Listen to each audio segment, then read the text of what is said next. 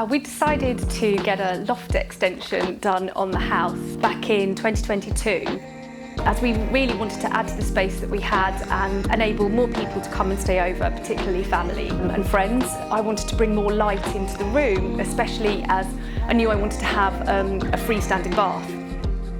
We engaged with lots of different companies and chose LMB to help us design and create the space that we're sat in here now. Their attention to detail and ability to listen to our needs and actually not just kind of give us a plan on a page, we thought we can work with them really well. And yeah, we're absolutely pleased with the outcome. I have to say, I think my favourite part of the loft is the bath and the view that you're able to take from there.